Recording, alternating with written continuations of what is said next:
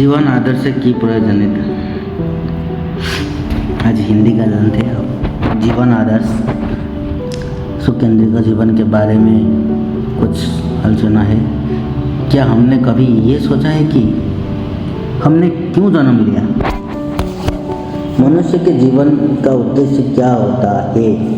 हाँ, ये सही है कि हमने भोग करने के लिए जन्म लिया। भोग यानी क्या होता है?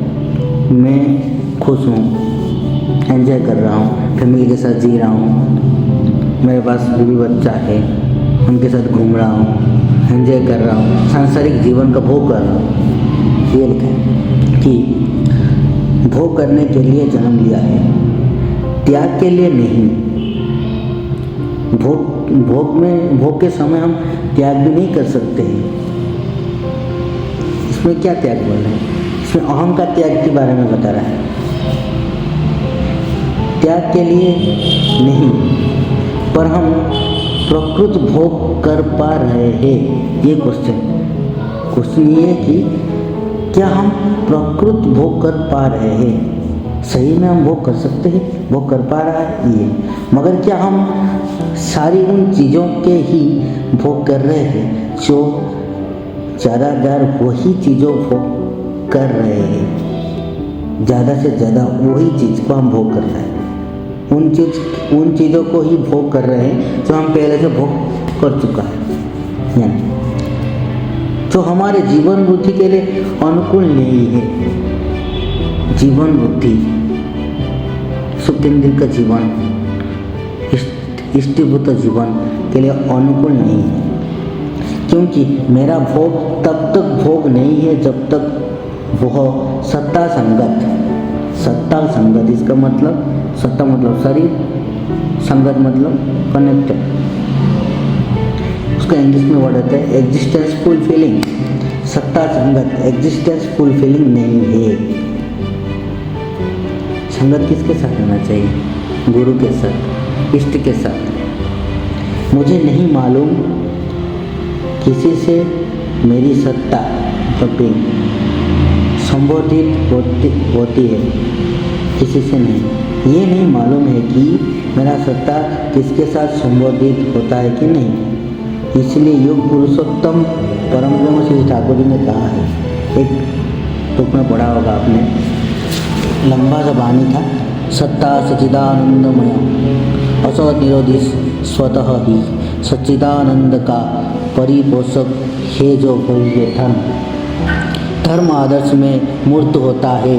आदर्श में दीक्षा लाती है अनुराग, आदर्श में दीक्षा लाती है अनुराग, अनुराग लाता है वृत्ति नियंत्रण, वृत्ति नियंत्रण लाता है धृति, धृति लाती है सहानुभूति, सहानुभूति लाती है संहति, संहति से आती है शक्ति, शक्ति से संवर्धना, और वह धृति लाती है प्राणिधान, प्राणिधान से ही आती है समाधि, पुनः समाधि से आता है कैवल्य, और तृष्णा का एकांत निर्वाण महाचेतन समुत्थान।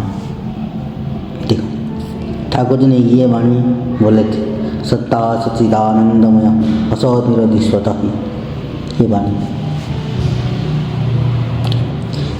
यह सभी मनुष्य मात्र ही सच्चिदानंद के प्रतीक है।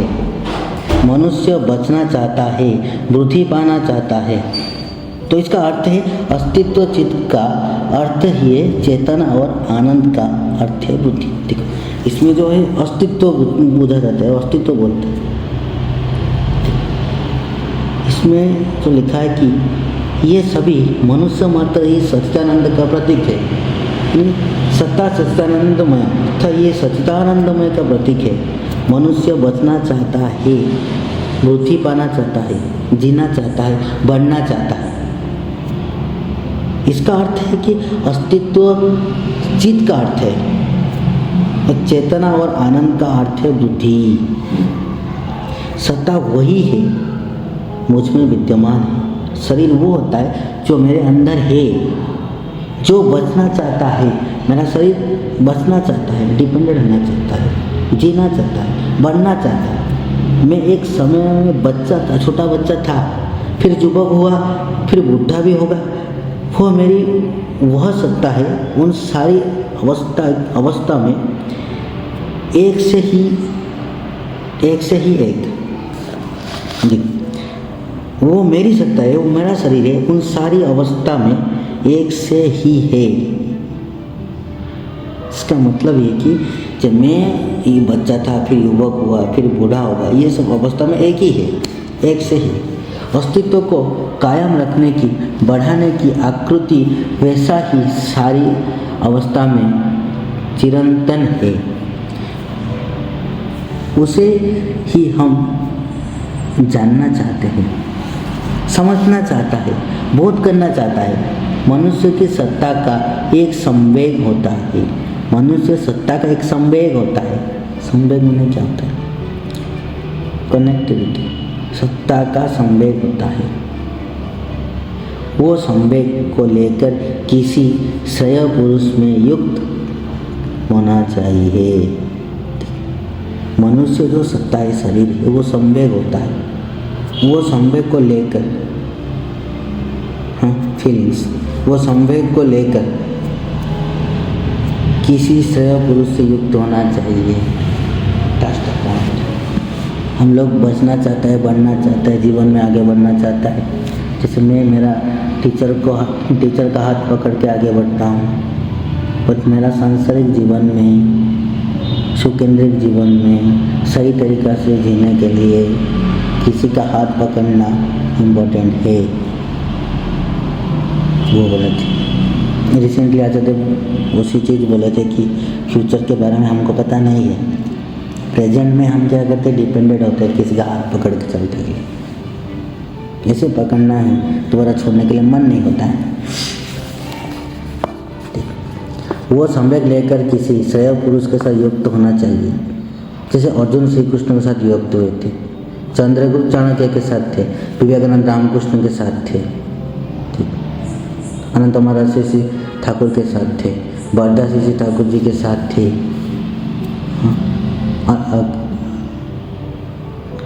अनेक भक्त है जो श्री ठाकुर जी के साथ ऐसे थे। सतीश गोस्वामी, अनंत महाराज, सब अनेक भक्त श्री ठाकुर के साथ थे। ऐसे किसी आदर्श पुरुष के साथ जब कोई युक्त होता है, वो अप्राण अनुरुक्ति, उनका अनुसरण करते हुए चलना है। ऐसे किसी आदर्श पुरुष के साथ हम जब कोई युक्त होता है, जुड़ जाता है, अप्राण अनुरक्ति के साथ उनका अनुसरण करते हुए चलता है, तब तो उसका चरित्र वो व्यक्ति को कल्याण प्रस्तुत और सहत बन सकता है। उसी का चरित्र, वो व्यक्तित्व कल्याण प्रस्तुत और सहत बन सकता है। इसलिए मनुष्य आदर्श को या सच्चिदानंदमय विग्रह को पकड़ता है। मनुष्य के भीतर जो सत्य, वो है अस्तित्व। वो रहना चाहता है, मिटना नहीं चाहता है। और चित्त अर्थात प्रतिक्रिया लेने देने की क्षमता, या जो चेतना और आनंद अर्थात बुद्धि की आकृति, आज घर घर में पूजा पाठ, पर्व, त्योहार, यज्ञ, तीर्थाटन, प्रवचन, अनुष्ठान की भरमार है, मगर फिर भी मनुष्य पूर्ण रूपेण संतुष्ट नहीं है।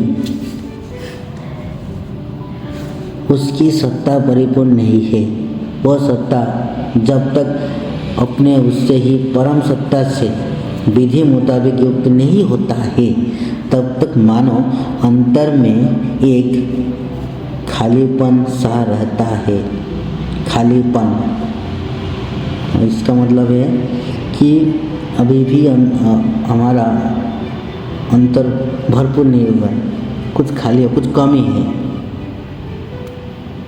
विधि मुताबिक नहीं हुआ। तो इसलिए श्री ठाकुर इस वचन में कहा है, पार्थिव आवरण पहनकर कायम है।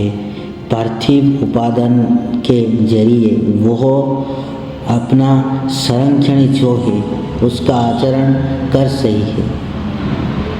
आत्मनिहित आवेग में भी हाथ बढ़ाकर चल रहा है। उसी के पकड़ने जो उसका परिवर्तक है और जो पार्थिव उपादान से बाहर है उसे स्थूल ही कहो या सूक्ष्म ही कहो, उसे किंतु वह पकड़ नहीं पा रहा है अनुराग से, कारण उसका ऐसा रूप नहीं है जो इंद्रिय ग्राह्य है। अतः यदि स्वयं को मुक्त ही करना चाहते हैं, श्री ठाकुर जी ने वो बोले थे। और धर्म भी मूर्त होता है आदर्श में। आदर्श कैसा होना चाहिए, इस प्रसंग में भी परम दयाल ठाकुर जी ने एक शंका कथोपकथन में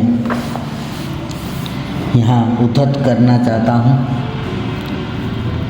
मैं आप सबको बताना चाहता हूँ कि एक अमेरिकन शिष्य श्री ठाकुर जी ने पूछा, दयाल मैं ऐसे भौतिकवादी देश का हूँ जहाँ लोग को फुर्सत नहीं होता है ज़्यादा दर्शन की बात पढ़ने और जानने की।